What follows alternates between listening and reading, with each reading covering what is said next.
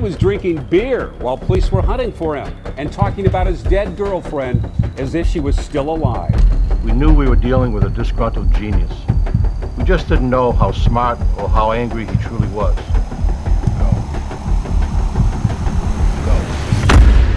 Welcome to our channel. Today we explore the top 10 creepiest things ever discovered at crime scenes. These eerie and macabre finds will send shivers down your spine as we unveil the most haunting and perplexing evidence left behind. Let's get started. Legos.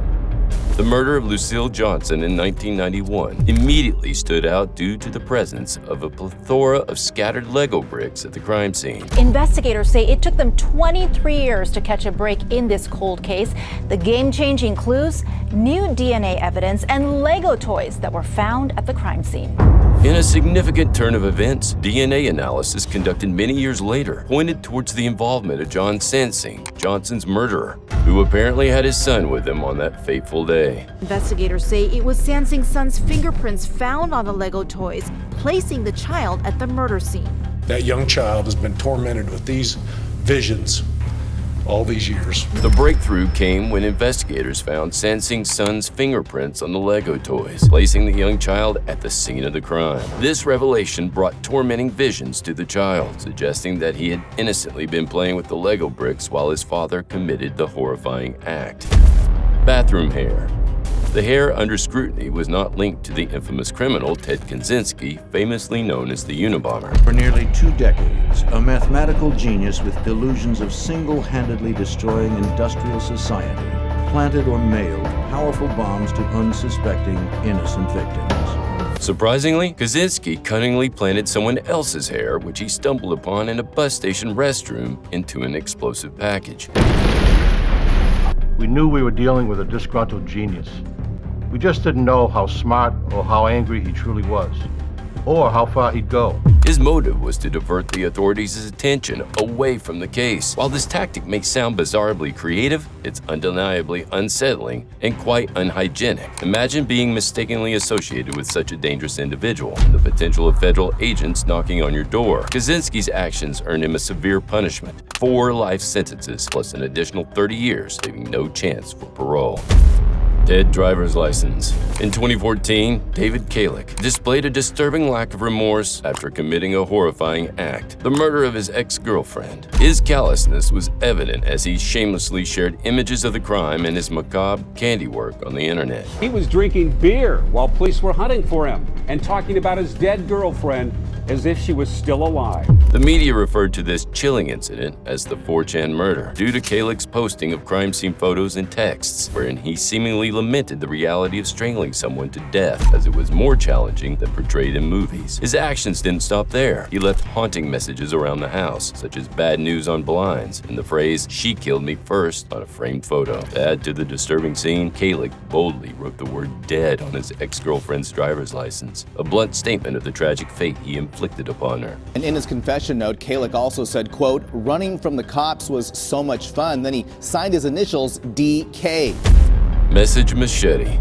Without a doubt, Prince Hepburn's intentions were crystal clear once the forensic report of the crime scene surfaced. Astonishingly, the jury needed only a little over an hour of deliberation to find him guilty of the murder of his girlfriend, Nellie Brown Cox, which occurred 2 years ago. The damning evidence that sealed his fate was the murder weapon itself, a bloodied machete. On it, disturbing messages were scrawled. One reading, "This is what cheaters," in reference to the actual victim, his girlfriend. On the other side, a chilling message was intended for another potential victim. The level of macabre displayed in this case seemed like it came straight out of a horror movie, but tragically, the horror was all too real. When the verdict was pronounced, Hepburn remained outwardly composed, much like he had appeared throughout the trial. Ciphers. A cipher is a deliberately disguised coded message used to convey hidden information. It has been utilized by several killers throughout history, most notably by the Zodiac Killer.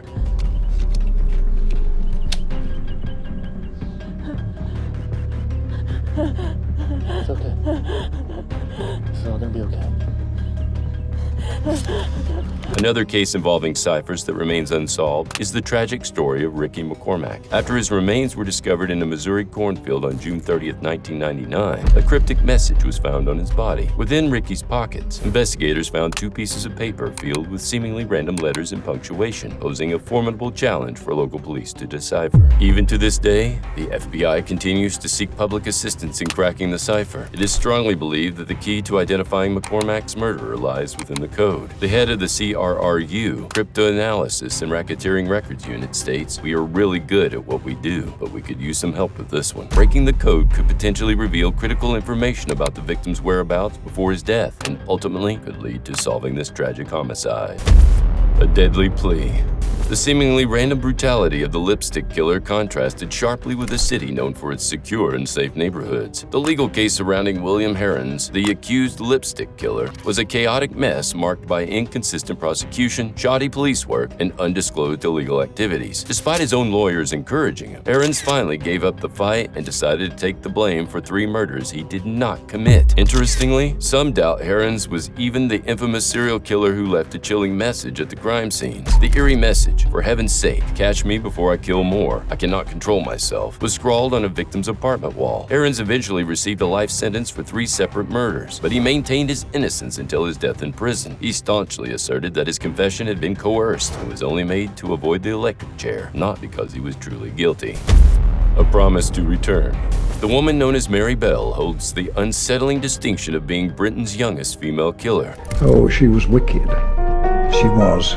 I think that there's no question about it. At the tender age of 10, she committed her first gruesome act by strangling one of her 2 victims back in 1968. Mary Bell's early life was marred by traumatic experiences and mistreatment inflicted by her mother, contributing to her troubled and dangerous behavior. Her first victim was Martin Brown. In a disturbing turn of events, not only did Bell and her accomplice harass Martin Brown's mother before his funeral, they also left mocking notes for the police. The chilling taunts were further amplified when they vandalized a nearby nursery with a note that sent shivers down the spine. "I murder so that I may come back."